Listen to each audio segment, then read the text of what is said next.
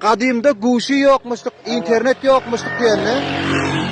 Şu kadimde internet yok, guşi yok. Ne acele geçirdiniz? Gününüzü ne acele geçiriyorsunuz diyenle? Sonra toyda yağsa şu at bilen şu oğlanların birini falan vakit ay toy yakın olsa, toyun olsa şöyle çağırdılar. Aha. Şu Guşi rat yok, at bilen öyle At gidiliyordu. bilen yola giderdiler va. Ava.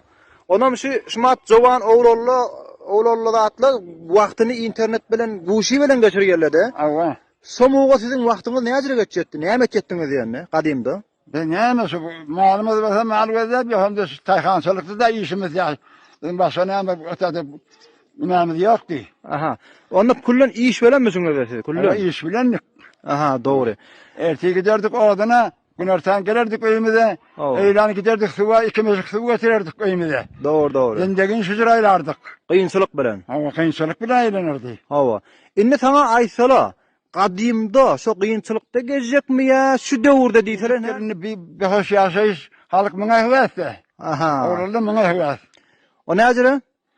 Neymiş? Bir de kadar gittiye geliyor ya alev diye aman sen geliyor. Hava. Şu kuşu bile hemmesi. Hava. Anhatlamtır dedin de. Saat veriptir da va. Doğru. İneği şöyle kazamık diyerdi, neme diyerdi, oğlanı şöyle kan oğlanla giderdi. Aha. Ama Bimari bir atlı bağ mı şu? Dükkanı yetip de zade yetip de beynimiz var. Öğüne geçerler. Evine geçerler var. Aha, Ya doğru. dükkana geçerler, yetişiyor. Yaş ne yaş diyenle? Yaş 79. Hava. Sen onam Karakaş'ta Sada dünya geltirse Karagaz'ın ödünü. Aha. Şu vada seydi şada yaşap yok. Aha. Karagaz'ın adamları beter kavuy. Aha, ne acele kovuluğu ne acele? Önemli birbirine mehabbetli, rahatlı. Hava. Ama geldiysen gel yerler. Gittiysen git yerler. Nasıl olsan mehabbet olsa kovulur da. Sakit selamet git. Sağırlığın, hoş yollun, hoşluğuna ait. Aa, Dengdüşlüğüne selam ait. Dost yarlığına. doğru. Sağ ol hacı. Gittin nereden geldin? Sütüre ovadan geldin. Aa. Selam ait. Hem yani ona da bir hoş olur. Ha, belki inşallah şöyle olsun. Balya sağ ol, balya. Oluyor. Balya.